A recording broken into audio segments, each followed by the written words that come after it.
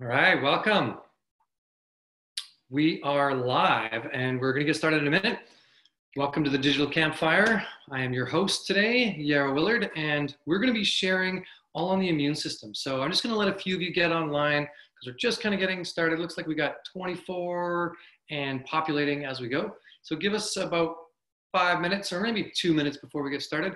I'm going to start with a webinar, slide screen sharing. So we'll get going from there. So just give me a second.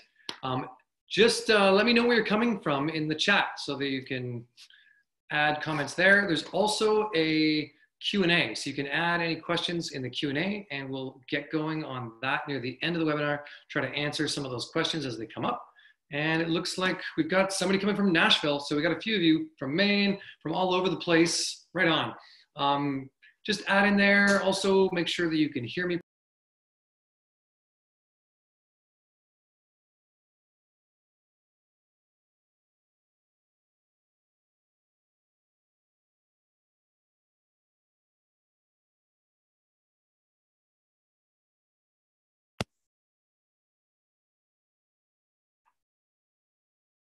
I'm muted. Looks like I'm muted. Okay.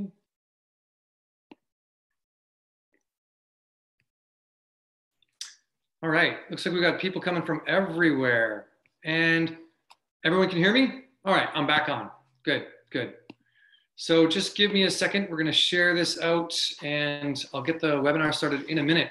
In the meantime, how's everybody's season? I mean, this is immune season getting started and we're all, as a lot of us have been prepping for potentially a second wave of this whole corona thing.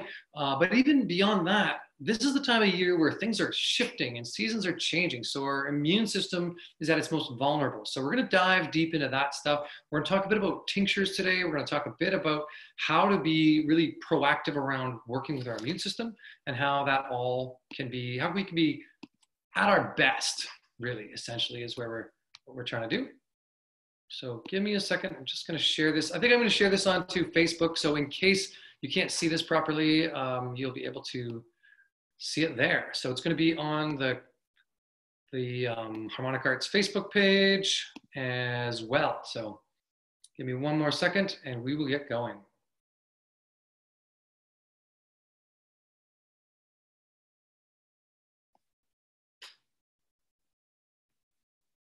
All right. The technical side always takes a bit of time. Hopefully the image is coming through clearly and everything is going well. Just as we get going though, something I wanted to just invite you to is take some notes. If you have questions, remember I will be answering them near the end. So that is it. I'll be answering them in the last 15 minutes. And let's see, I'm just going to see if I can share my slideshow here and away we go. Okay. So let me know if you can see that coming up and I will be jumping on and off this slideshow as we go. Let's get started. Welcome, welcome. Thank you for joining me for Immune Boosting Herbs, a webinar, and we'll just see if we can keep that going forward. All right, we're gonna go for about an hour before we do Q&A, and this is really just to start by looking deep at the immune system. So what is our immune system? As you all know, the immune system is pretty complicated. It's not like other systems. It's not like the digestive system or even the cardiovascular system, even though that's all through the body or the nervous system. The immune system happens to be in every different part of the body. It's all through, and we see that it's really our body's ability to respond and defend and fight off foreign substances, as well as to regulate some of our tissues and to really regulate our cells. Our immune system is our first line, but also our last line of defense. So this is a big piece of that. We want to make sure that if we're looking towards improving our immune system, we're not just looking to immune stimulating or even immune modulating herbs. We're looking at the whole body, the whole system. There are so many ways to improve the immune system. We're going to go through a few of them, but I also want to just ask you to, in the chat, Let me know, what are your favorite ways to support your immune system? Do you like to exercise? Is it diet? Is it working with immune herbs? Is it breathing, oxygenation to the cells? What is it that you like to do at this time of year to support your immune system? Something that I want to just talk about is the difference between surface immunity and deep immunity. Now, deep immunity is kind of that lower level where things have gotten into the body. Surface immunity is that front defense where we kind of have our protective coat from the outside world. As you are all probably fairly aware with what's going on with Corona and the protocols around that, it's all along looking at the surface immunity of protecting our outside from influence. Something that's not being talked about in the mainstream a lot is how deep immunity can be our sort of resiliency if we were to get a virus or like a flu or Corona or a bacterial infection. But essentially our surface includes our gut and our skin and all our mucous membranes. So think of the digestive system as part of the outside of your body. I know it's inside our body, but technically how I like to think of it is the hole in our donut. So the hole in our donut, there is no dotted line where our lips start and go inside and the outside of our skin. It is all one big donut. And if you look at it from a metaphysical perspective, the energetics of that is like that, what's called a toroidal field. And this is the same thing our planet has, this toroidal field, which is the magnetic poles going in, out, and up. Our physical body is essentially a physically modified chakra system. So we have all these things inside. And as things affect the inside of our body, they'll also affect the outside of our body. So where I'm trying to go with this is that it's important to really look to your gut flora, to your stomach acid, to your skin and your mucous membranes for your first line of defense. This comes into play when it comes to protecting us against pathogens. Pathogens are basically bacteria or viruses or protozoa or parasites that are not wanted in the system. Now, there is a bit of debate on what's actually a pathogen and what's not. Things like E. coli, yes, they're considered a pathogen, but they're found naturally in our body. Same with the H. pylori, same with many parasites. In fact, just an interesting note is that parasites have been shown, there's been actually a number of naturopaths now using parasite therapy to help work with people who have irritable bowel and inflamed digestive tract. So when the gut flora is inflamed, some of these other bigger, what we might consider pathogens like roundworms have actually been used, and flatworms have actually been given to people to work with irritable bowel. Now, this is just interesting note to me because we see that when we really look at the body at a deeper level, we understand that it is an ecosystem and it is not just a whole bunch of different parts doing different things. It's an ecosystem, and the more complex stability in the ecosystem, the better it thrives. So for both our deep and surface level protection, a big piece of that is to work with our internal microbiome. We're learning about that also as external microbiome on the skin. So one of the issues that I would love to just kind of touch in on here is right now, in the last 4 or 5 months, I've been saying my hands have become alcoholics. Why is that? It's because of all of the hand sanitizers that people are asking me to use every time I go into any store or into any place. This is effectively stripping the microbiome from the skin, which is actually affecting our immunity at a deep level. So I think we're going to see some issues coming up with this in the next few years if this continues. But what I would recommend is you use these surface disinfectants as little as is safe and necessary, and then always making sure that you're reinforcing your microbiome with good quality nutrition and things that are going to help enhance it. Dig into the dirt. Get some extra bit of layer on there. Don't use soap all the time. We know that soap will kill things like Corona, but it's just something as a caution to make sure that you always keep in mind that you are more than just a physical body. You are an ecosystem, and your ecosystem thrives on complex stability, on biodiversity.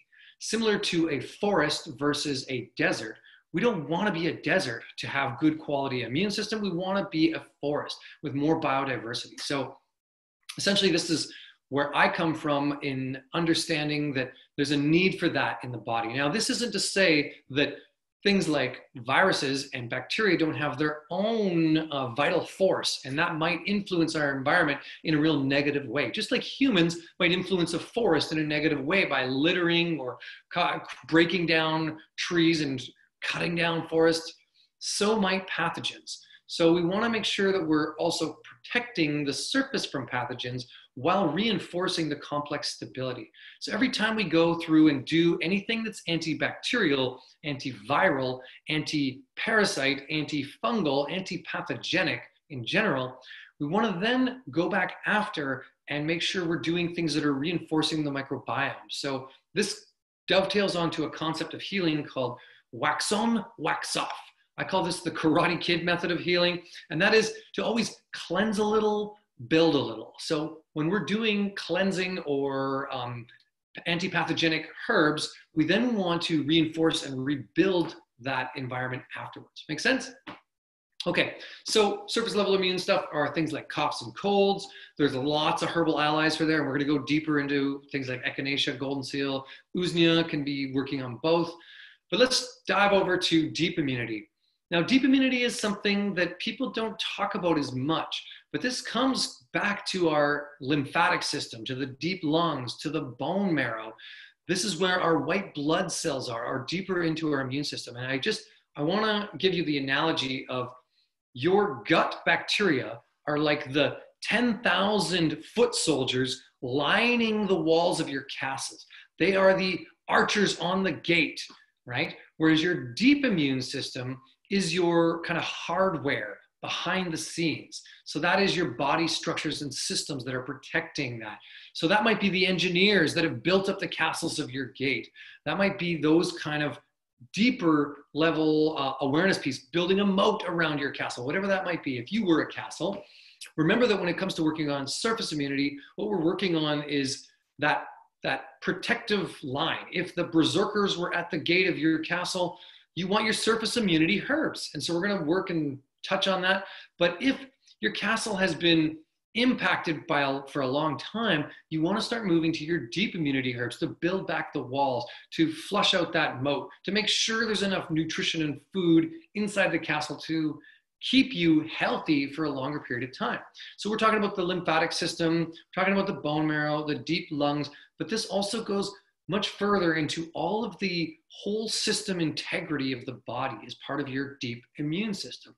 So the immune system is kind of elusive because it's everywhere. It's all through the body in every different part. This is something that we want to work on year round, right? Chronic illnesses lower our deep immune, right? Whereas our surface level short seasonal illnesses are all surface based. So if you have something going on that's deep and chronic, which is very common in our Western world, whether it's a deep infection, whether it's a retrovirus like HIV or hepatitis, whether it's inflammation, chronic inflammation, or some kind of deep level of working with that, we want to make sure that we're refortifying the castle, and that's really important. So our herbal allies can be things like astragalus or the medicinal mushrooms, or one for the lungs is elecampane, and we'll talk about all of those a little further as we go. But just to kind of touch on, to really sum that up, surface immunity, we want to work on right when we're getting sick, right when something's about to happen. That's when we're working with the surface immunity. If I am, out in the world and seasons are shifting like they are right now, fall is coming in, we're just past, this is basically spring equinox or fall equinox here.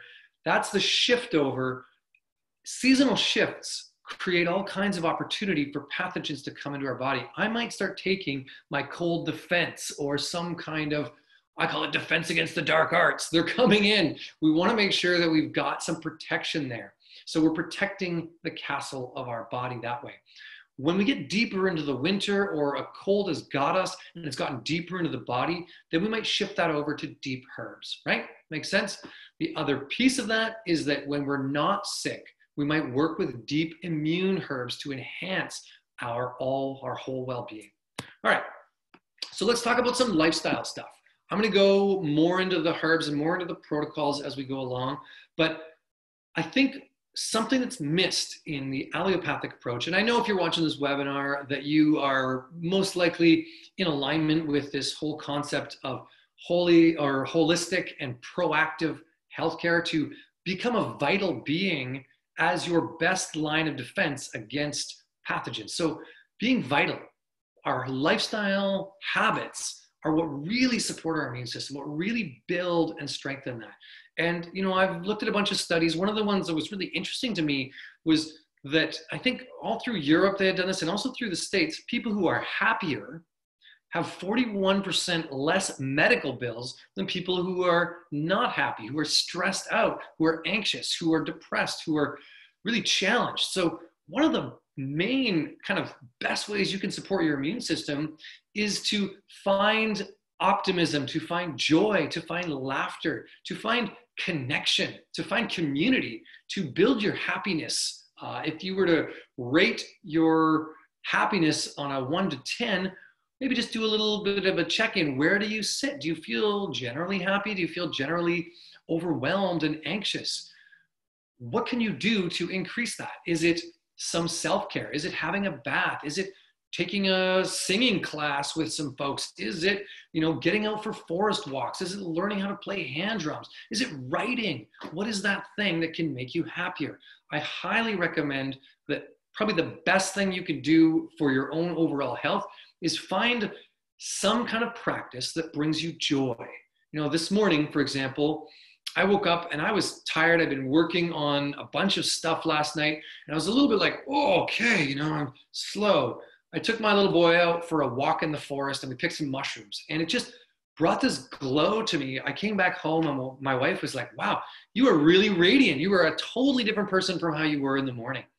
My immune system felt stronger right away. I was weakened in the morning a little bit from my lack of sleep last night. Not ideal. How do I find ways to better manage that? Now, there's a lot of other things lifestyle-wise. I want to just talk about diet for a quick second because I think this is a big piece. A lot of you already know this, so it might be redundant to you. But the pro-inflammatory foods, these are the ones we want to keep away from. These are the things we need to be careful of, that we're not necessarily putting too much into our body. And that is what? That is things like coffee.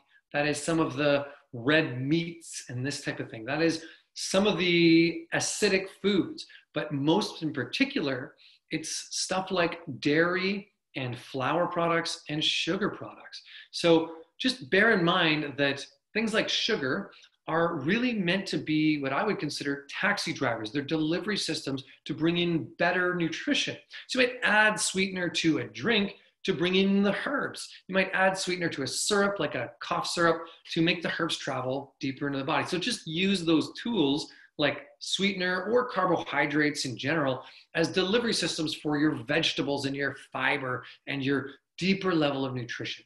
I'm not going to spend too much time talking about diet, but just know that in general, your deep immune system and your microbiome, which is part of your surface level, your 10,000 foot soldiers, they feed off of better quality fiber, more phytonutrients, and just a wider diversity of nutritional profile.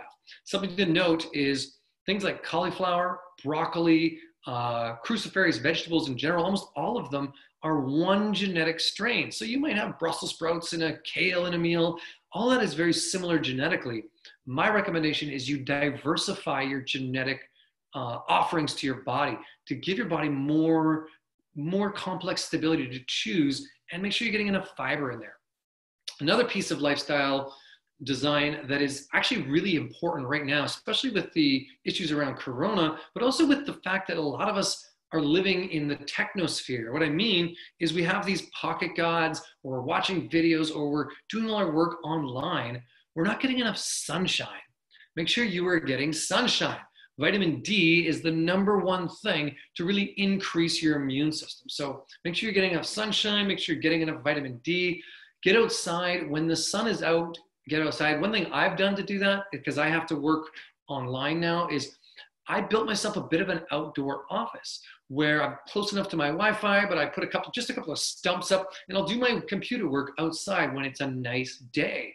This is essential. So if you have the opportunity to do this, I recommend you do it. Otherwise, get out for walks, get out into nature, move your body. We all know about exercise and how useful that is, especially for the lymphatic system. I didn't talk much about the lymphatic system earlier, but just to mention it, it is the back alleyways of our cardiovascular system. So all of the junk gets pushed into the lymphatic system, but the lymphatic system requires us to move our bodies in order to drain the junk out of it. So think of it as your back alleys where your recycling and your compost and your garbage goes. And in order to move the body, or in order to get that out of the system, you got to move the body. So I highly recommend rebounding, jumping jacks, swimming, walking. All of these things I think are really, really useful for increasing your kind of overall health in that way. So that's just some of it. Another piece that we might want to look at when it comes to our immune system is oxygenation. Deep breathing. There's lots of benefit to singing or having a deep breathing practice. Even things like meditation where you slow down your breath. Getting out of beta wave where you're constantly thinking about the future or about what's happened already or about little mini tasks you got to do. Really enhances the immune system if you can get out of that. So some level of flow state like deep breathing or deep meditation or even activities like a game where you're in flow, in present state, get you out of that beta wave consciousness, which is where most of us spend a lot of our time. This state weakens our immune system if we spend too much time there. So get good oxygenation to the cells, but also do that. I have a philosophy of have an attitude of gratitude. This is a big piece, like I said, with staying healthy. But another thing that we might want to do is just in our diet, making sure we're getting maximum amount of antioxidant chemistry. Oxidative stress to the body is one of the biggest producers of inflammation, which creates a cascade that weakens our immune system over the length of our life. So these are things like berries and colorful fruits and foods. Make sure you're getting a lot of that in. Good things like essential fatty acids, vitamin C, zinc. All of these things are really essential. You don't need to take supplements. Most of these, including B vitamins, are available in the whole foods in your diet. I'm not a huge fan of supplementation as far as capsules go, because I think it's I'll call it a digestive bypass. I believe it's really important to taste the phytonutrients in our chemistry of our food. So I highly recommend you start to look at the diet that way. Another lifestyle support that I often do twice a year, but even once a year, is in times of transition like we are right now, I'll do a cleanse. So starting next week, actually, me and my partner, we're basically going to start doing a cleanse. And what this is it's restricting the diet down to the types of foods that are non-inflammatory, that are more alkaline or neutral in general, and taking herbs to support the liver, the kidneys, the digestive tract, and really just moving toxins out of the body. After that, I'll do a little building session with the good ferments and potentially add in more essential fatty acids and B vitamins and pro and prebiotics at that time. But I'll start by waxing off and then waxing on. I recommend you do this twice a year as a lifestyle design piece to just keep you vital and healthy and awake, and also to help you recognize your habits. You know, often our habits just get the best of us. Okay. So that's a bit on lifestyle design. There's so much more. There's a lot more around supporting our immune system through life. Obviously, immunity is the biggest issue of our time, and it comes up every season and even multiple times throughout the season. And so I don't want to take too much time there, but just know that the best way to stay healthy is to really just start incorporating a really vital, healthy life. Okay, so let's talk about surface level immune herbs and what these are. I've kind of mentioned some like Echinacea, and this is obviously in the picture here, you're seeing it. Remember, our surface level immunity is fighting off pathogens right away. So the first one I want to talk about just for a second is Echinacea. This is an immunostimulant, but it also has some polysaccharides that are immunomodulating. So typically, Echinacea is going to stimulate and fortify our immune system. The polyphenol groups in it, which is that buzzy, tingly feeling you get from Echinacea, are going to really stimulate and protect the immune system. There are a lot more herbs than this. But this one, what's interesting about it is it's become the most recognized universal immune herb of our time. Almost all of us have heard of Echinacea by now, and it's a great, powerful root from the daisy family. Something that people don't realize is actually taking Echinacea calms down oxidative stress in the body, and it also reduces anxiety. This is a really crucial part. I know when I Google search herbs for and let Google fill in, the first word that comes up is anxiety. And I find that stress and anxiety is a killer to the immune system. So I recommend Echinacea is best with a bit of vitamin C added to it or some beta carotene of some form. Yarrow College and Clinic, they make a supplement called BEDC. I love it. Things like that can be really useful. But Echinacea is just one of those great herbs that we can start to take and have on hand for the first signs of a cold. When it comes to dosing Echinacea, I don't think of this as one I take all the time. Some people do, but if I've got a surface level cold coming, I will take it and do what's called a hero dose. And I'm gonna talk about dosing a little later, but essentially I'll take the dropper top, get rid of it, and take a big swig of an Echinacea in order to help support the immune system, like so. That's our cold defense. And that's very similar to how I would use this product. If I knew that immune was about to be a big issue for me, AKA people at work are getting sick, my kids come home sick, I'm gonna just firewall my immune system with high potency herbs. I consider a 50 ml tincture bottle like this of Echinacea to be about 8 to 10 doses. That's a massive hero dose. That is how I would use it myself, as this acute surface level immune herb. Now you can take Echinacea consistently, and it does overall support the immune system on long-term dosage. We might just take a little bit of it though. Okay, the next one I want to talk about is Goldenseal. I love this herb. Another analog for this is Oregon grape or Coptis. These are two other herbs that have similar compounds. One of the main active compounds in here is barberini, and this is a alkaloid that is super antibacterial. Bacteria and pathogens, surface level pathogen, is again the focus that Goldenseal works with.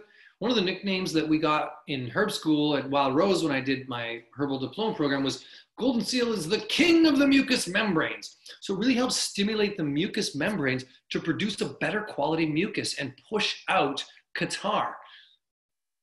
I guess counter to what allopathic medicine suggests, where we want to stifle, we don't want that much mucus. The holistic kind of herbal medicine approach is that we actually want to produce more mucus and push out the old bad mucus. Our mucus that's thick and yellow, it's full of pathogens. We want to get that out of the body. Better not to swallow it, better to spit it out, snot it out, whatever you can, push it out. Goldenseal will help produce a cleaner, better quality mucus, but it'll also be very antibacterial. One of the best antibacterials. In fact, you can also put it on wounds to help protect wounds from bacteria infection. We know that any pathogenic bacteria is going to take hold of our body if we give it a chance. The other thing that I love about Goldenseal is it's bitter. It has a little bit of that bitter note that stimulates the liver to help to detoxify the blood and stimulate bile to break down the foods better. This way, our nutrition, when we add a little bitters, helps, or I guess is broken down more, and our microbiome thrives in this. The issue with Goldenseal and with many of the surface level immune herbs is you take them too long, it's antibacterial. So 3 weeks of Goldenseal and you've started to kill your microbiome. So it's one of these ones we use in short periods of time. If the immune issue has not gone away in 2 weeks, we might want to discontinue Goldenseal for a little bit, take a break from it. So I recommend 1 to 2 weeks use of Goldenseal max. Just on an ethical level, Goldenseal is an endangered herb. So if you're buying it, make sure you're buying organic farmed Goldenseal. It's a little bit challenging to farm because you need to create a 3-year crop before you get the roots. But nowadays, 80% of the Goldenseal on the market is from a farm. So that's not as big of an issue, but just it's one of those herbs we want to be careful of not wild foraging, because it was such a miracle herb that back in the late 1800s, early 1900s, they started to wipe out a lot of the Goldenseal areas where it grows. Okay, and we've also cut down a lot of those forests, which is a big issue in general. Next herb I want to talk about is Usnea. I love, love, love this herb. This one is such a cool way of looking at how synergy can happen. Usnea is a lichen. This is one of the most antibacterial herbs, but also a little very different. It's like a Shaolin ninja, whereas Goldenseal might be like a big Rambo coming in and killing pathogens and cleaning up the mucous membrane and just clearing the floor of anything that's not serving us. Usnea comes in and shuts down bacteria's ability to produce ATP. So it helps to work as a what we call a biofilm disruptor and stop bacteria from being able to transfer and create new bacteria. So it has that capacity. There's other biofilm disruptors. We'll talk about a few more in the antiviral section in this. But just think of Usnea as one of the best herbs for this. And now I said it's a bit of synergy. What I love about this herb in particular is that it's not actually a herb. It's a algae mixed with a bacteria mixed with a fungi. It's a 3-part organism. So it has this kind of alginate plant material, but it also has this fungal outer layer and then this mitochondria kind of bacteria inside producing the cell's energy. So it's very unique. And it speaks to the synergy. Something that I love about Usnea also is that it's actually there to help the forests breathe better. It helps them breathe better. And I find Usnea helps me breathe better. It helps me kind of deepen in my awareness a little bit. So on a, I guess a sort of energetic perspective, Usnea is one to kind of calm down some of that inflammation, reorganize, and is a little more sophisticated. Versus fighting bacteria full on, Usnea comes in and is just really gentle and really supports the body in saying, bacteria, you no longer can produce cash or energy or ATP, and it's time to move out. All right, I see we got a number of questions building up, just touching in on, I will be answering them near the end, so I might be answering them out of order to a degree, but I just really appreciate you asking the questions. We also have Juliana on here, and she might be able to touch in and answer a couple too. Okay, so that's Usnea in a nutshell. Love this herb. It only grows in forests that are unpolluted, and it takes a long time. This piece of Usnea on this screen is probably, I'm gonna say 30, 40 years old. It's growing by the inch per year, so very short growth. Anyway, okay, I wanna talk about some antiviral herbs.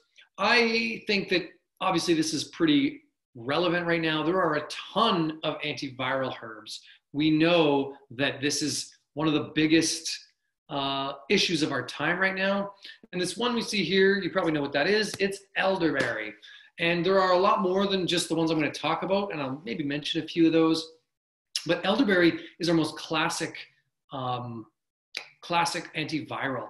What I love about it is that it really is, again, one of these ones that comes in and shuts down viruses and their ability to get into the cells. This has a deep level of bioflavonoids to it and other phytochemistry, but it also has this capacity to be a bit of a biofilm disruptor, like I mentioned with the Usnea. And what it does is it actually coats the cell so that viruses can't get in and can't penetrate as well. It also tags viruses so the immune system can recognize them better. So rather than being a big, strong antiviral, elderberry is a very gentle antiviral that basically plays a game of paintball, paints the cell, paints the virus, tells the immune system what's going on, and the immune system builds up its antiviral compounds to help fight off the virus. I also love that elderberry really is strengthening to the lungs. Many viruses get into the lungs. The thing with corona that's an issue is it goes deep into the lungs. Now, a lot of people at first were like, ooh, elderberry sets off this cytokine storm issue, and there was a big whole debate on should we use elderberry or not for corona. I know there's a herbalist, I think it's Donald Yancey, wrote a huge paper on this, really debunking the non-elderberry thoughts around the cytokine storm, showing that elderberry is actually one of the most effective things we can do. So getting an elderberry syrup at this time of year is not just good for your regular flu, but also amazing for just supporting the body from if we were to get corona. Okay, I think elderberry is an easy one to grow. I highly recommend you plant some elderberry. It's not hard to grow. It's easily abundant and available at a lot of the plant shops. We planted about 6 this year on our land just to kind of start to grow out this medicine for the years to come. I think it's an easy one to get. You can also make syrup really easily from dried berries, and or you can check out Harmonic Arts. We produce a really awesome kick-ass elderberry syrup and an elder ginger syrup that I just love. One of the things that's nice about our syrup is we add in elderberry tincture and elderberry decoction and make it like a dual extracted syrup. So it's highly potent. It's got all the best chemistry added all into one. Okay, another one is Osha. I love Osha. This is also nicknamed bear root, partly because the bears would dig it up and helps them breathe better.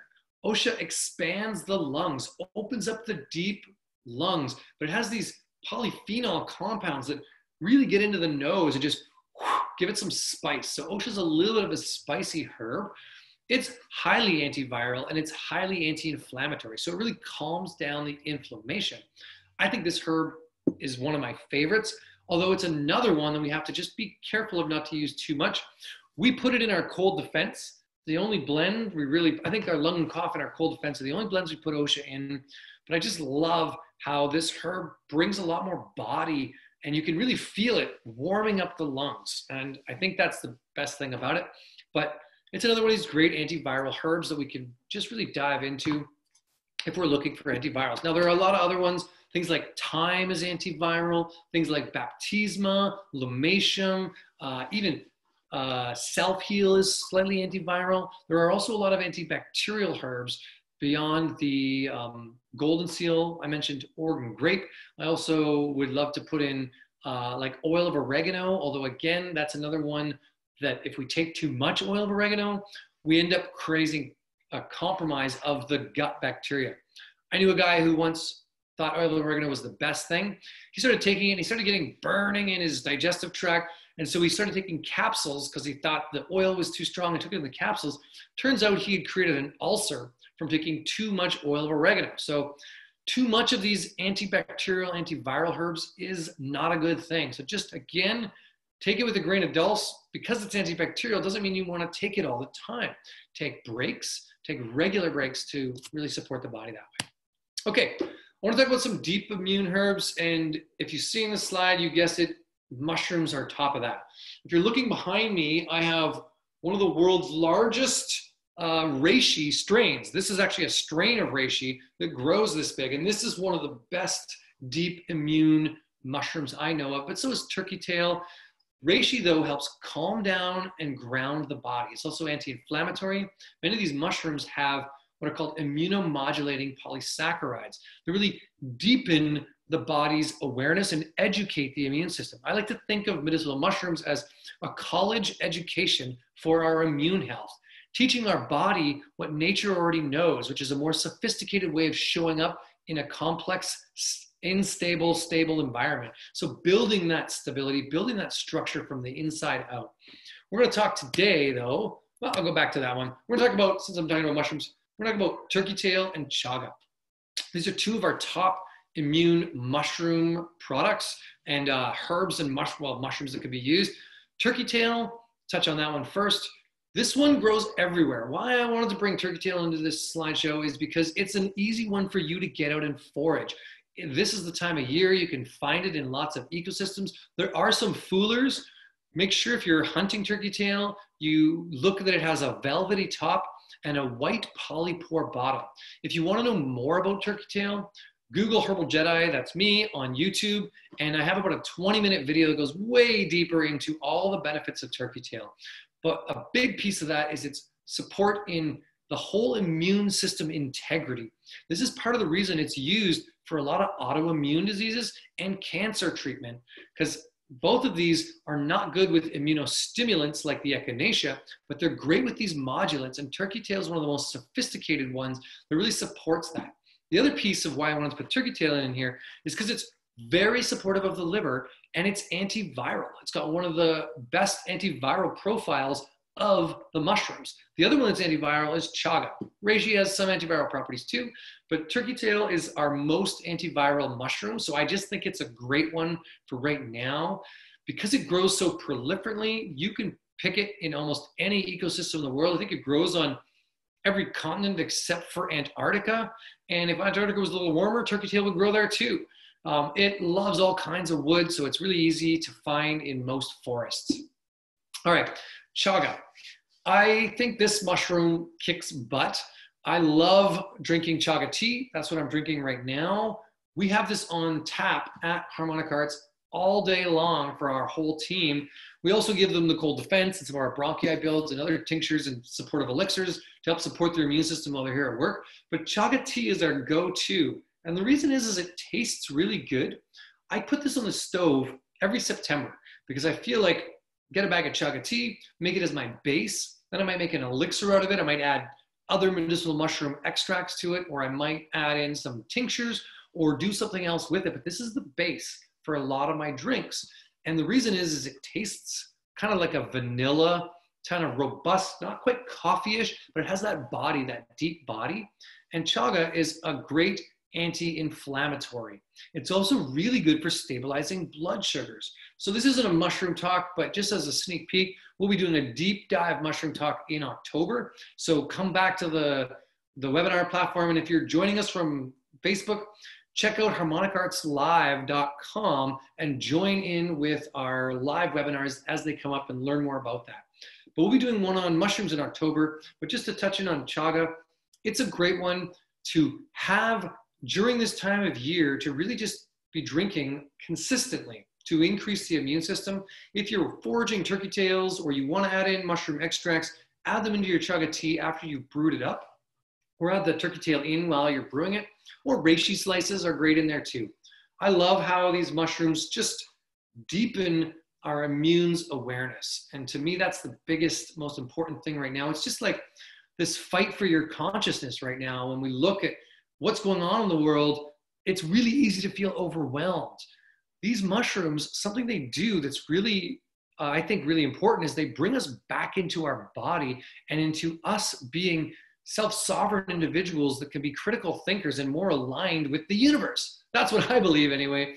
And if we get, like, if I think of all the memes and all the news coming at us as kind of like viruses and bacteria and pathogens infecting our stress levels, taking some of these mushrooms can really help support grounding our body so that it's more present and more available.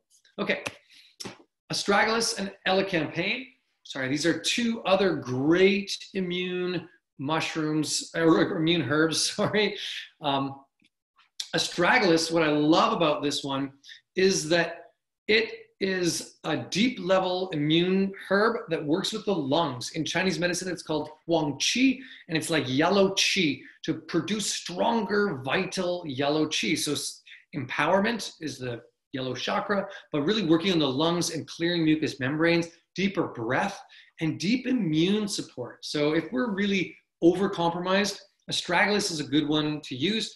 We put it in our resilience blend because it's one of those resilience herbs. So you can get resilience blend at Harmonic Arts. It's one of the best herbs for building up your immune's resilience.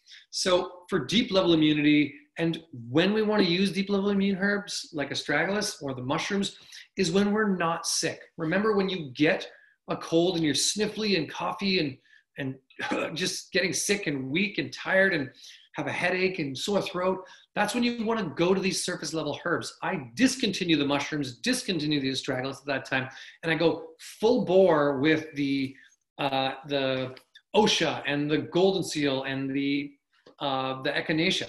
That's when I go cold defense. I take out all those other supplements and just power through that right at the beginning of a cold. But as a cold transitions deeper to the body, then we want to go to elecampane or astragalus. Now, elecampane, that's a great herb for the lungs, for deep level lung toning. It's one that we use in our lung tea and the one that we use in our bronchi build tincture. I have loved this herb. I think it's one of the best ones for getting a deeper level of toning of the mucous membranes and strengthening them. So we use it for people with allergies or asthma or weak lung qi and energy in general. Elecampane is one of the best herbs for that. So it's one of my go-tos for myself. I tend to have strong limbs and kind of a smaller torso. So, you know, I've got that, I call it Willow Tribe energetics. which means I'm lanky and long and windy energy. So I want to really support the lung health. And L-Campaign's one I do every year around this time of year, just to get that deep breath, deep lung toning and restoration to enhance what's going on in my body. Okay, those are just a couple of those herbs. And I'm just going to go into tinctures. So there are a lot more lung herbs. Colt's foot is another good one. Mullein, a lot of us know of as a good herb for the lungs. Things like motherwort kind of calm down the lungs if we're dealing with lung pathogens. And again, because we only have a short period of time together, I'm not going to go into all the lung herbs, but I do want to just mention that you can Google a lot of that. We have a lot of information on our Harmonic Arts page as well, and we talk about each one of our blends. And if you look at some of the immune products, you'll see that they're usually a blend, a marry of a variety of herbs that really support that area of the body. Another favorite of mine is hyssop. I think that's a great kind of lung, slightly antiviral herb. So I really love working with that. And again, there's just so many more. Many herbs support the immune system because the immune system is so part of our whole body. And also think of plants as having to build up their own immune supportive defenses. So we're not using them because they might be good for us, but they're building that chemistry to support their own immune needs. So yeah, think of it that way. Okay, I want to talk about tinctures. Sorry, I'll go back a slide here. Using tinctures for immune system. I want to just talk about, first off, the elephant in the room is alcohol. Why do we use alcohol in tinctures? And why we're talking about tinctures, yes, you can make teas. I love making tea, like I'm drinking this chaga tea, but I find tinctures are the most safe and effective delivery system for getting plant chemistry into the body. And just so you know, you're going to get a lot of this in the handouts. If you sign up for this webinar via our Harmonic Arts Live, you're going to get a handout at the end of this. It's going to come in an email, and you get all this information. So write it down if you want, because it always helps the learning, but just remember that you will get this later on. So tinctures are a herbalist's best way of delivering plants. Now, the issue with tinctures is they taste strong, so the compliance is not always great. If you have issues with compliance, put a tincture into juice or put a tincture into just a small shot of water. There is not very much alcohol in there. Something that people like to think of is like they'll be like, okay, there's alcohol in there, but I've been taught that there's about as much alcohol as is in a ripe banana in a shot of tincture. So if I'm going to take a tincture like this, that much is 1 milliliter of tincture. There is more alcohol in a ripe banana than that. So also think of a tincture as about the amount of alcohol as in a glass of wine is in this whole tincture. This is about 20 days worth of dosage, or if you hero dose like I do, maybe 8 to 10 days. If you'd be okay with drinking that glass of wine over 8 to 10 days, that's about the amount of alcohol you're actually getting. It's just that the flavor is strong. But the beauty of it is that it takes out all the fiber pieces, the not so active biochemistry, and discards that and just makes the active biochemistry much more potent. Alcohol is also a universal solvent for all kinds of chemistry that your digestive tract, your saliva, your enzymes aren't able to fully extract from the herbs and the plants. So in order to get certain bits of chemistry, you can't just eat it. You need a solvent to pull it out. Alcohol is the best one. Yes, we can use glycerites. Yes, we can use oil. Yes, we can use vinegar, but none of those are going to pull out anywhere near the amount of different types of biochemistry as alcohol can. The other piece is that it lasts 20 years. So I love that about tinctures. I'm a huge fan of using tinctures. And at Harmonic Arts, this has been a big piece of our awareness, is that tinctures are one of the best medicines of our time. And really, they're an old way of working with herbal medicine, and they're just as useful now, if not more useful, because their compliance is easy. I can keep this in my pocket. You know, I just had a conversation with somebody, and as an internal mask, say I'm not wearing a mask and I don't know that person, and I'm like, wait a minute, maybe I shouldn't have been so close to that person, and you know, the social distancing stuff. I can make a tincture with highly antiviral compounds in it, and it's like an internal mask in a way. It's putting anything that's just touched the surface of my body, I've boom, put this coating of antiviral compounds on there. So I keep cold defense with me all the time, just for that reason. After I've gone to anything, I might take a shot of that. Okay, they're also easy to add into your daily routine. Like I mentioned, I keep it on with me all the time in my little pocket. And I have a couple other ones. I love our bronchi build. I think it's a great one for this time of year. When we were building Harmonic Arts, the first few years, you know, you have to do this, what's called a lean startup model, which is you don't have enough cash to really support having a staff or a team. We have an awesome, like just an amazing team here now. But I took a lot of our stress supporting herbs because I was working 24 hours. And I know a lot of you are in that state where you're working more than you want to be. And then you come home, or you might have a family, you got a lot of other things, or a lot of women these days are taking on a job while managing 3 kids and a husband and all these other things, and their stress loads are through the roof. A tincture of like a stress balance formula or an uplifted spirit or a feel calm to calm you down is a really useful way to just get that plant medicine directly into your system very quickly, so they can become a ritual as part of your daily lifestyle. All right. I like to take them in many different ways. Personally, I love the taste of tinctures. I think that the organoleptics of telling my body what I'm putting into it, my body reads chemistry, especially through my tongue and my mouth. It's a very sophisticated way that's taken hundreds of thousands of generations to develop the awareness and the heightened awareness of how chemical compounds affect the body via what we call organoleptics. That's my favorite way to work with them. But a lot of people will put it into juice, or for my kids, we put a lot of the medicinal mushroom tinctures into their juice. We might put some of the bronchial tinctures, some of the things that might support them. My one son, we give him reishi. Reishi's pretty bitter. It's amazing for his scattered brainness, but we put it into a little bit of orange juice or apple juice. Really, apple juice, I think, is the best. It covers it the best. Orange juice can sometimes be a bit weird, but I also love to throw tinctures into tea. Now be careful. Often if you're really wanting a good dose of a tincture and it's a strong, potent medicine like the one in the slide here, antiviral, you don't want to put your whole cup of tea with antiviral herbs. You really just want to take a 1-ounce shot glass and put it in juice, water, or tea, whatever like that. But let's say you're doing a stress balance or an uplifted spirits or a feel calm tincture, or something that has a nicer flavor or that's more mood, mind enhancing, or maybe you're making a smoothie and you want to add some liver and kidney support and digestive support. They're great to put into larger dose formats. So some of those tinctures work well that way. Soups are also a great way to add in medicinal mushroom tinctures or deep immune herbs. Okay, so just talking about that and the levels of dosage, this is really important because I think a big question that I get all the time is, how do I dose tinctures? How do I dose these herbs? And really it depends on, I've got 4 levels laid out here of different types of dosage. The first one, just to be clear and probably the best to look at, is really looking at the main physiological dose. I know it's number 3 on the list here, but a physiological dose is 1 to 3 milliliters. That's 1 to 3 droppers full. One of the nice things about our droppers is, I don't know, maybe you can see it, you might not be able to see it on there, but they've got a little increment measurement on the dropper to really tell you how many mils you have. But if you don't have that, no big deal.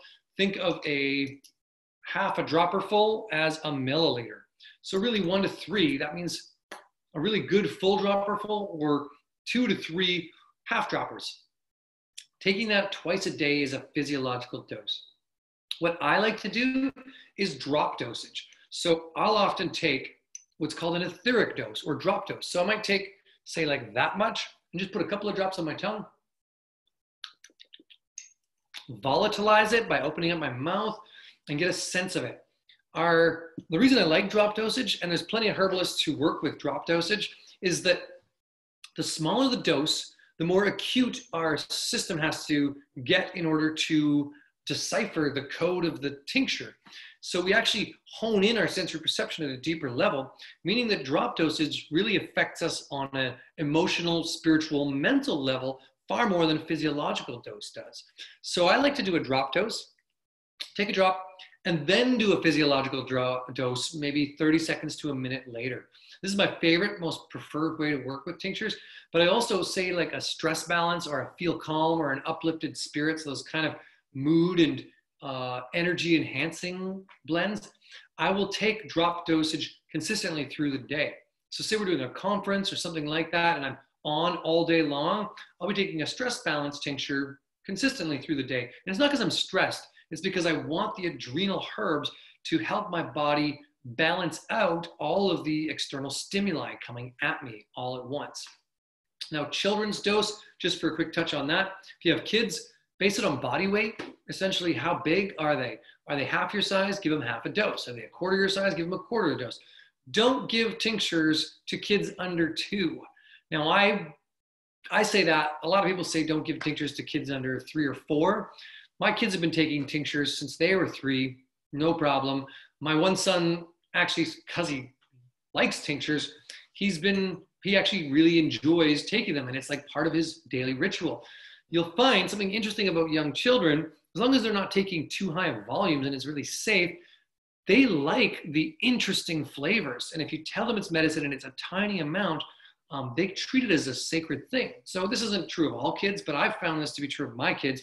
They actually enjoy their little tincture protocol. And sometimes what I'll do is I'll take an empty tincture bottle and I'll add a little bit of honey water in there. Half honey water, half tincture.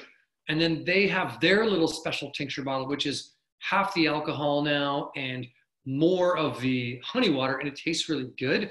And that's another way to do for kids. Then they can take a little bigger dosage because there's less potency to the medicine. And then the last one I kind of mentioned before, I want to touch on is hero dosing. And that's what I do with cold defense. That's what I do with certain herbs at certain times, depending on what I'm about to go into. You know, whatever the situation is, I will take the dropper off, or I'll take 4 to 5 dropperfuls. But I'll do that more intuitively. And I want to just, the air of caution is you don't want to do that for long periods of time. Hero dosing is for short intervals of specific dosage. So I might down a cold defense in one weekend, a whole bottle, based on really want to kill some pathogens. Or I know I've got a big thing coming up on Monday and I'm feeling sick on Friday. And I'm like, there's no way, I need to fight this off. I got to take my hero dose. So that's a way to work with that. Same thing with syrups. I would highly recommend hero dosing syrups if you've got something going on right now. Okay, so something that's really exciting for us, and part of the reason we're doing this webinar and why I'm talking about tinctures is Harmonic Arts has just rebranded all of our tinctures. We're really excited about this because it offers you a lot more information on the tinctures. Same great herbs. We use really high quality herbs in our blends. We make sure that we've got the top quality herbs we can get.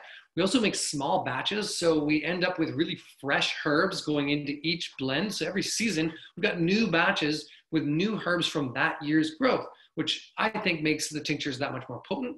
We also use a fair trade organic cane sugar alcohol that is grown with fair trade organic cane sugar and is the most consistent, high quality organic alcohol you could get on the market. This was not available in Canada for a long time. And some of you are coming in from the States. You can get this in the States.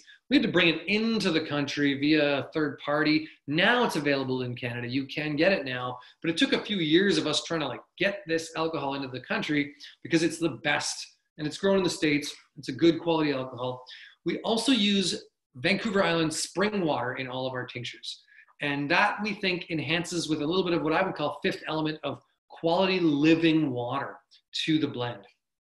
Beyond that, the reason that our tinctures really shine in the market and why I highly recommend you start working with our tinctures is that they're formulated by myself and my wife and other herbalists. We have a couple of herbalists on the team that have helped support the formulation of this.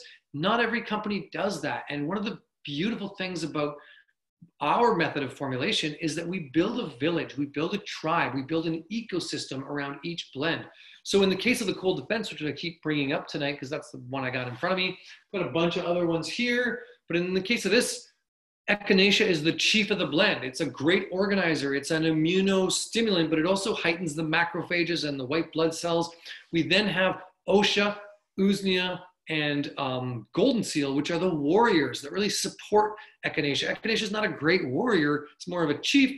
These warrior herbs come in, and they really support it. This one also has marshmallow, which is anti-inflammatory, calms down those warriors. Each of those warriors are working in a different aspect of health. So each one is, one's antibacterial, one's antiviral, one's working on lung. And then there's ginger, which I call the taxi driver or the runner or the circulatory stimulant, to get the blood moving, to get it moving around the chi. All of our blends are built like this. Our female blend is built with an empress herb, not two competing empress herbs, just one, and then a bunch of really supportive maidens of all different archetypes that support with toning the liver, support with detoxifying the hormones, getting the uterus back into from a prolapse state, giving the blood a little more building with the Dong Quai. Anyway, I don't want to go into each blend, but what I do want to mention is that why Harmonic Arts blends are so awesome is because we really build them with this synergy in mind of building a village. We don't just take the top 5 herbs for the liver or for the cold and put them all in a blend, because that's actually competing energetics. So we build it from that energetic profile, looking at the type of way in which each herb supports the body. We also make each tincture with individual herbs. So we tincture each one individually, and then we formulate it after with all the individual tinctures. This is very different from tincturing all the herbs together, because some chemistry will take more of the solubility of the alcohol than other chemistry. So if you've got one potent herb, it'll mean that, say in this case, the marshmallow doesn't get all of its phytochemistry into the blend because the Goldenseal has overtaken it. So I really highly recommend, if you're tincturing at home, you make sure you tincture each herb individually, not the whole formula together, and then you blend them all afterwards. That's what we do. And you try to build this kind of tribe up where you've got different parts of different profiles to make sure that they work that way. Okay, syrups are the same thing. Love working with syrups. I think they're a great one. One of my favorite things to do with them is to make us what we call soda pop revolution, which is take like elderberry syrup, add it to mineral water or bubbly water or soda stream water, and bubble up and make a nice effervescent drink. We do this all winter. Even in the summer, we do elder syrup sometimes. Our lemon cough syrup actually tastes pretty good like that. Our chaga syrup is amazing. Those are another great one for your immune system if you're looking at from Harmonic Arts. And I want to just say, I know we didn't have enough time to go super deep into everything here, but you are going to get a free printout PDF if you signed up for this at Harmonic Arts Live. And you also get the recorded webinar. This has been recorded, so you can go back and check out this information anytime. There is so much when it comes to the immune system to look at. There is so much to deal with. The biggest takeaways is support your microbiome, de-stress your body, get good oxygenation, have some fun, laugh, enjoy your life. Make sure you're taking time for self-care, and then work with the best quality nutrition that you know. Keep upgrading your awareness around your nutrition and keep upgrading the herbal profile of what you're starting to work with. Remember that seasonal shifts are when pathogens come out, and your body is like a castle. You want to fortify the moat and the walls of the castle, but you also want to put the right archers on the gate, the right defenses in place.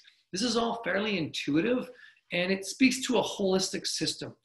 Immunity is not about just fighting off pathogens. It's about building resiliency in the body.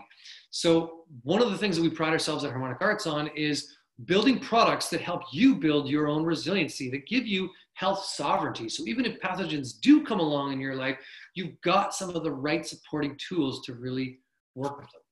Okay, thank you for joining me on this. I am going to jump back on for a couple of questions, Q&A, and I'm gonna go for another, say, 15 minutes.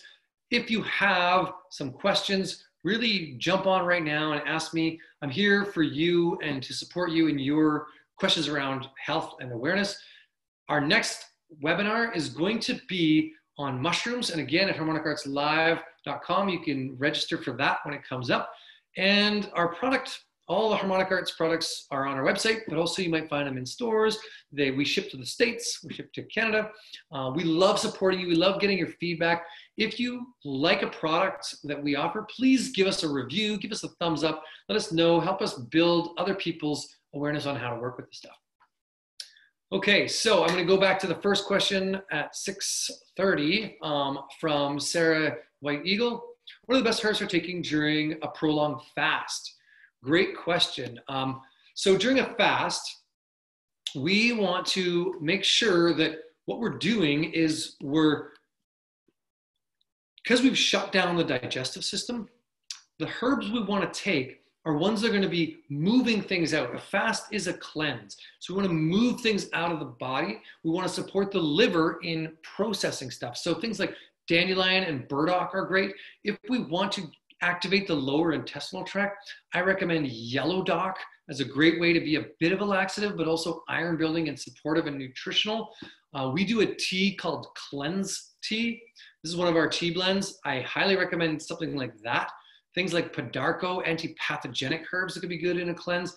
Don't take building herbs. Don't take things that build the system like medicinal mushrooms and astragalus. You want it to, or the stress enhancing like the adaptogens. Don't take any of those kind of adaptogenic herbs. Take cleansing herbs that are pushing things out of the body. So I mentioned burdock, dandelion, yellow dock. I'd also say we don't want to take like milk thistle. People think of it, and you could if it's in a blend, but milk thistle is building the liver versus cleansing the liver. So I might think it's more like artichoke is a better one. Radish is a better one for cleansing the liver.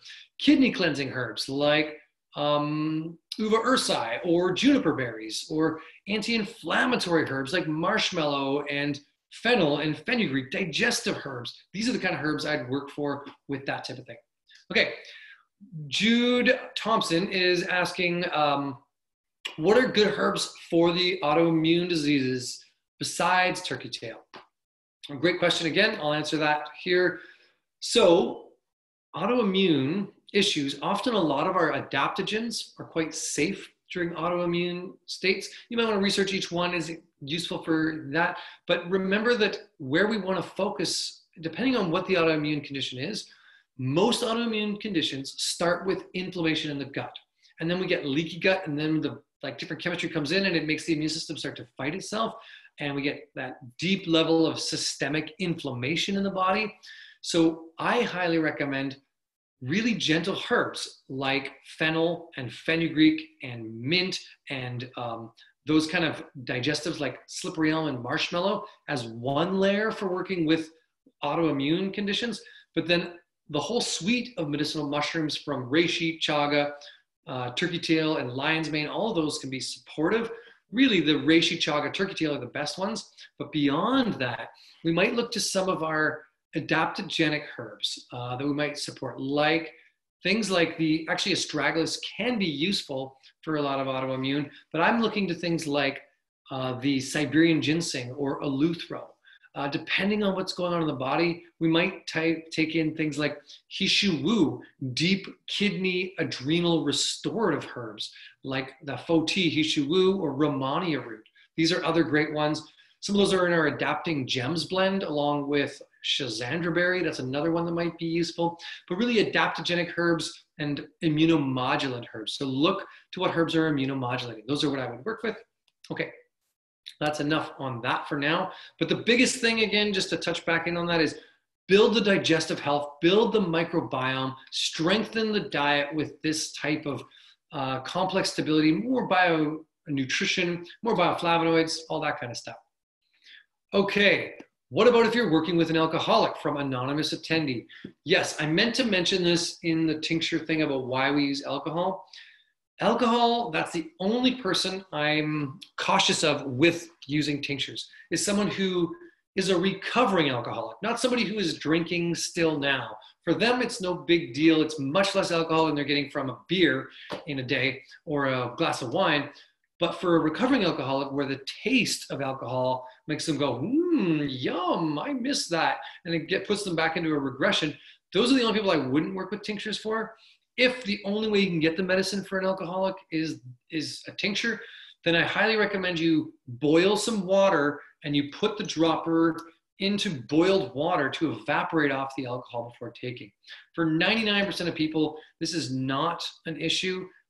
As far as boiling off the alcohol, you really don't need to, because you put a dropper full into just a plain glass of water or an ounce of water, you're now down to 0.0001% alcohol. So pretty low, much lower than a non-alcoholic beer is even, or kombucha is even. Okay, so other ways I might use is glycerites. Next question is, would Usnea be something that you would use in 1 to 2 week models, or do you feel like it, you may need it, or is it something you can use all winter long? I love Usnea. I totally think this is a modulatory herb, not a stimulatory herb. So yes, you can use it all winter long. I put Usnea into my crock pot along with my chaga because I harvest the Usnea when the winds come in the winter. They blow all the Usnea off the trees. And so I love throwing it into the long decoction and cooking it down.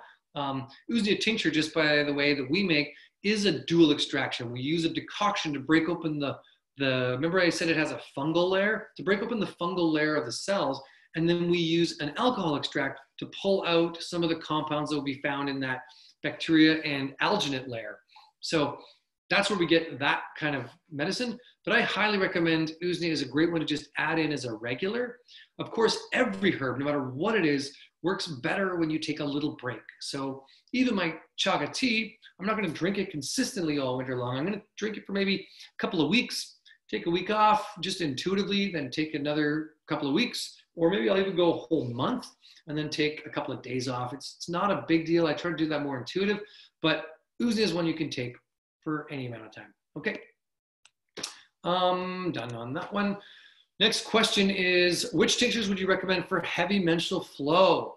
Okay, so two things. One is I would recommend liver support for sure. Get the liver cleansing and working that way. I'd also recommend our Wise Woman tincture. It's a Vitex-based blend, not our Dong Quai tincture. So our female harmony is more of a one for someone who has scanty menstruation, or who's got a late menstruation, or it's kind of weakened, prolapsed uterus that's not totally doing all of what we need to do. That's most women. I would recommend the female tonic because it's deep and toning to that area. But for women going through perimenopausal years, or for women with really heavy flow, I would go to the Vitex-based of the Wise Woman tincture. That's got more herbs that are going to support that type of monthly flow. I also would recommend our Women's Moon tea. I find that that's one, I actually like the taste of it. Of course, I don't have a uterus, but I know that it's a great blend for that. So that's something that you may want to look at, is our Wise Woman's blend. Liver supportive herbs to really make sure that everything's moving properly. And then also, make sure that you're toning the uterus with some of those things like Vitex. Okay.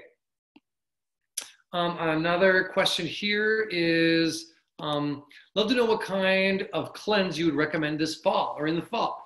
Great question. I'll answer that right now. So cleansing in the fall, because it's fall, right? This is the season of the lungs. So when it comes to the lungs, we want to support the lung health in general. Spring cleansing is the season of the liver. So we want to do much more deep liver work in the spring, whereas I do a little more fall lung work. So in this case, I might take a bronchi blend and add that into my cleanse to just open up the bronchioles. I also might add some physical exercises in there where I'm doing like tapping, where I'm tapping my chest. I'm doing cross crawl kind of meditation or an active arm rotations, deep breathing exercises. I might add that into my cleanse, but really for herbs, I'm gonna, of course, still support the liver. So I might do a liver herb. When you do the liver herbs, always add kidney herbs in, because once you're cleansing things out through the liver, you wanna move them out through the kidneys. So I do our kidney clear tincture, and I do our liver tonic kind of tincture, those two together. I'd put into my cleanse. I'd also add in a digestive blend, whether that's a tea, like a digestive tea or a digestive or bitters. We do a great, I think it's Digestive Harmony. This one right here, I'd add that in, and I'd add our liver TLC in. Now, if there's issues with candida, AKA you have a lot of sugar cravings, then I would definitely take antifungal candida combat and put that into my cleanse in the fall. And I would reduce all simple carbohydrates and all dairy products other than butter. It's not such a big deal, but no yogurt, even though it's good for you, not during a cleanse, no dairy, no pasta, no flour, no sugars, and really go to alkaline foods. Okay, next question is Lori, and I do that cleanse for at least 2 weeks, minimum 2 weeks. You can also, an easy one is the Wild Rose 12-day detox. That's a great cleanse, but you can easily make your own up. Once you've done that cleanse once, you can start to incorporate like our tinctures or some teas and tinctures that you have already into liver, kidney, digestive, cleansing herbs. Okay, next question is, can you add astragalus root to soups as they simmer? Oh yeah, I will say that is awesome. I love adding that. Actually, something I didn't go into as a lifestyle thing is bone broths or vegetarian bone broth alternatives, which are astragalus, reishi, seaweed. That's my vegetarian bone broth alternative. I love adding seaweeds and reishi and astragalus. Simmer that down for a long period of time, maybe chaga if you want, or turkey tail, and then strain that off, and that's your broth. That's your vegan bone broth. But bone broths, I would also add astragalus into your bone broth if you eat bones. And I think that the collagen and the bone broth health is one of the best ways for non-vegetarians to really build their deep level of immune support. Okay, what products would you recommend for someone who has a lot of aches and pains, is anxious, has depression, and is a female? Okay, so one of the things, thanks for clarifying female, because something that all you women out there know is that this is probably cyclic. Things happen. Sometimes even just supporting the hormonal systems of the moon as it goes through. Some women, I will only speak to my awareness because I'm not a woman, but to my awareness of women's cycle is that various hormonal stages, like that time between ovulation and menstruation, especially near the end when you're just about to bleed, can make people a lot more anxious or frustrated or depressed. It can really affect that time. So I would look to strengthen the female system with hormonal supportive herbs and liver supportive herbs. But as far as just overall the anxiety and depression, this is so tough. And we need to do a whole webinar on just this because this is probably the biggest issue of our time right now. Most of us are overwhelmed. And you know, the other night I watched a movie that's on Netflix, and I'm going to put it out there, recommend it, because I think you should all see it. It's called The Social Dilemma. And it's really about how social media is creating a lot of this anxiety and depression in general across the whole gambit of our population. So cut out some of those activities that are clickbait and high dopamine response activities, like getting likes and posting and doing all that stuff on social media. Just be careful there. I think we have been fooled into a whole system that's actually put us in the matrix in a way. And I won't go too far into that, but herbs I would use, obviously things like St. John's wort, that's a great herb. I love lemon balm. I love holy basil. Those are great uplifting ones. I love the lemon scents. So anything with limonene in it, lemongrass, those are all really great uplifting ones. I'd also highly recommend the seaweeds. I find a lot of people do really well in working with seaweeds, especially in the winter blues. So we do a fucoidan supplement. I love that. We also do another one called Radiance. And Radiance is really a stress balance hormone supportive powder you might add into your smoothie or your elixir. I think that's great. One of our tinctures, I don't think I've got it up here, is Uplifted Spirits. I love that blend. We've given it to a number of people with great success for winter blues. So for that anxiety, depression. We also do one called Thought Flow, which if you're one of the types of people who has a lot of circular thinking type of anxiety, that Thought Flow will just help get better brain circulation and work with just more intuition and just kind of calm that down. And another mushroom, this one right behind me, reishi, is the most potent mushroom of our time, of any time actually, for grounding anxiety. There's a saying, reishi is to protect the academic from their own brain, to protect us from ourselves. So I love reishi. I put it into my tea or yerba mate, or if I'm having a coffee, I'll put it in there too every morning, because I think that it's just one of the best ways to calm me down and keep me in that state. Okay, I think that's enough for that. Again, no, just one more thing is that this whole thing around anxiety is a big thing, and we're not going to alleviate that anytime soon. The best we can do is to really support ourselves in finding new habits that build up our self-confidence and self-awareness, and not looking to the outside world so much for approval. That's a big problem for a lot of us. You've also mentioned in this one a lot of aches and pains. I would look to the potential that there is something going on in the body, maybe not full-on autoimmune, but there's a cascade, and the digestive system needs a little more repair as well. Okay. Another person asks, my heavy blood flow causes me some anemia. Yellow dock is an awesome one. Blood building herbs. I just really recommend if you do have that. Also, if you're a vegetarian, look at that. You know, if you're a vegetarian and you're anemic, you may want to, just even for the sake of building better blood, look to once a month, a good heavy like steak or something meaty. Now, obviously, if you've got other ethical reasons around that, I'm not here to tell you to eat meat by any means. I mean, our company's entirely vegetarian, but I do believe that you may want to look at how you can build iron that way. Obviously, things like Floridix is a great iron supplement. Liquid iron is really, really good. Highly recommend that kind of stuff. Okay. Let's see how many more questions we've got. Oh, we're almost halfway there. Okay, I'm gonna only stay on for another 10 minutes. Before I answer any more questions, I just wanna say I really appreciate you asking all these questions, and I appreciate you taking the time to spend this hour and a half with me to look at some of this stuff. We're gonna try and do this more often. Like I said, we're doing one in October. And so yeah, just join this tribe and this conversation. Harmonic Arts is here to support your health in whatever way we can. And part of that is in building community around working with health. So yeah. And one more thing, actually, I'm going to plug before I go on any more questions. If you really want to deepen your knowledge of plant medicine this year, I'm a co-creator of the Canadian Herb Conference, which is at herbconference.com. We're putting on a conference in November, and I will maybe tag it in the chat.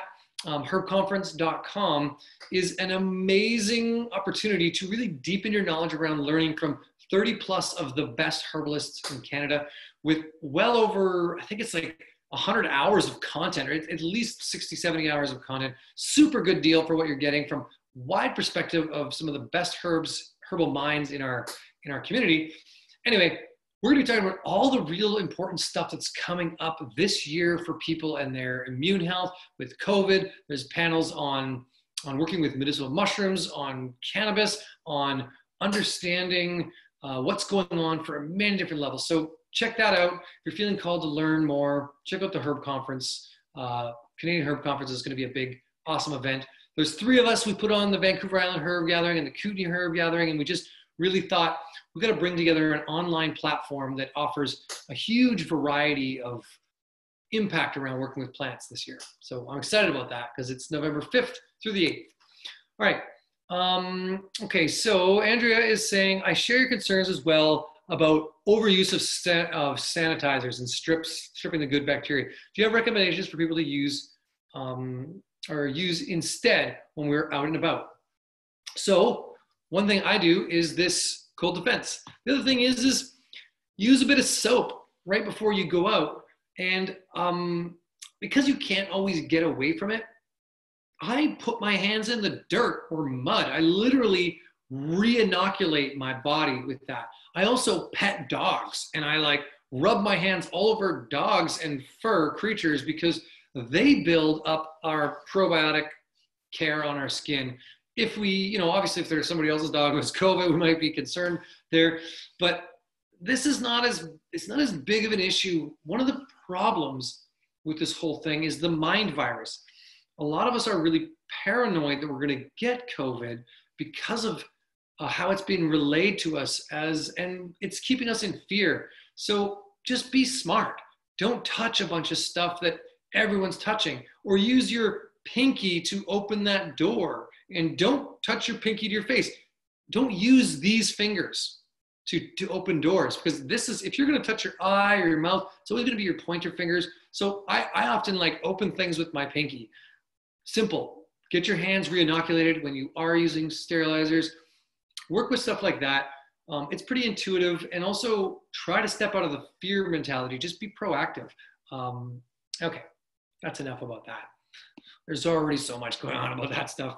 Okay, suggestions of, so Christina's asking about suggestions of substitutes for mushrooms due to sensitivity, please. Okay, if you're sensitive to button mushrooms, portobellas, and edible mushrooms, you're probably not sensitive to the medicinal mushrooms at the same level. They work on a very different level, and they don't have much of the same chemistry. They've got the polysaccharides in them that are really potent, so that may be a difference. If it's mushroom sensitivity to food mushrooms, you probably won't have that, so I'd try the medicinal mushrooms. The other thing I would look at is things like the seaweeds. They have, so like red and brown seaweeds, well, I think it's the red seaweeds in particular, like dulse and like nori, have sulfonated polysaccharides in them. So they have these polysaccharides in them. Astragalus has polysaccharides in it. Echinacea has polysaccharides in it. Ginseng has polysaccharides in it. So if you're looking to get a wider variety of polysaccharide profile from mushrooms, those are some other options. The sulfonated polysaccharides in the seaweeds are super antiviral. So I highly recommend red seaweeds for their antiviral effects. Even some of the green seaweeds, like the alvins in the ulva, the sea lettuce has some of that. We do a sea vegetable mix at Harmonic Arts. That's a great way to get seaweeds in. That's another option. Our Radiance blend is specifically designed with no mushrooms in it, and it has a fucoidin branched polysaccharide seaweed extract to kind of enhance its immune qualities that way. So those are some options for you, Christina. And yeah, like I said, it might be food mushrooms. And if that's the case, then you're probably not going to have the same adverse effect from the medicinal mushrooms. Okay. Next one. Do medicinal mushrooms trigger gout?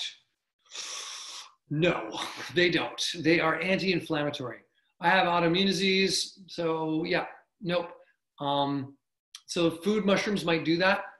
I would say no, you're not going to get that. You're actually going to get some anti-gout effects, especially from reishi, turkey tail, and chaga, who are going to support the liver in metabolizing some of that uric acid buildup and what's creating some of the crystallization of creating the gout. So I would say those are good, Irene.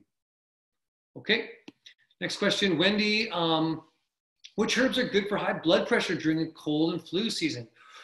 So high blood pressure is one of these ones. I mean, obviously you want to work with anti-inflammatory herbs. Things that I really recommend is like your essential fatty acids and your vitamin E and things like that. Essential fatty acids will help the elasticity of the arteries and the veins. Another great one is garlic and ginger and circulatory stimulant herbs to help move the blood. Garlic will also help work with cholesterol, but it will help a little bit with blood pressure. One of the big ones, though, to calm down blood pressure is reishi. Reishi. I know I keep going back to reishi, but really it does work with calming down blood pressure, calming down that high, that type of thing. And it's very antibacterial and supportive of the immune system. So I'd recommend reishi. I'd also recommend, you know, there are things like hawthorn is amazing. When I look at our blood pressure formula, we add in hawthorn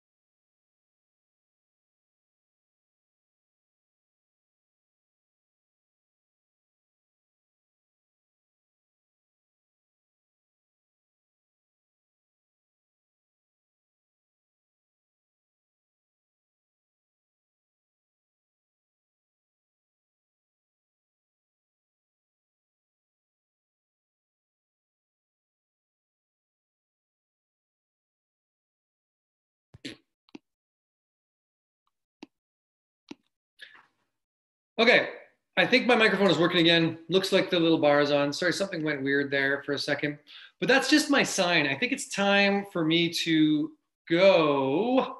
Yes, I see some comments. Can't listen, 7:30. Appreciate you all. I don't have time to answer all your questions. Just know that your immune system is continually evolving, and it's important for you to evolve with it. Know that the seasons affect the immune system. The outside world affects it, but so does your inside environment.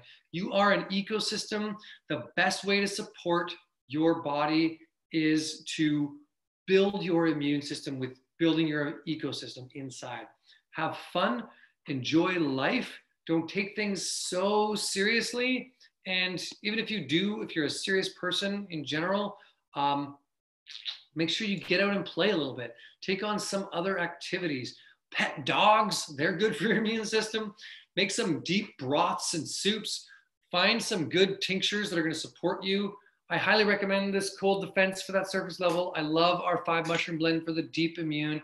We do have an immunity blend.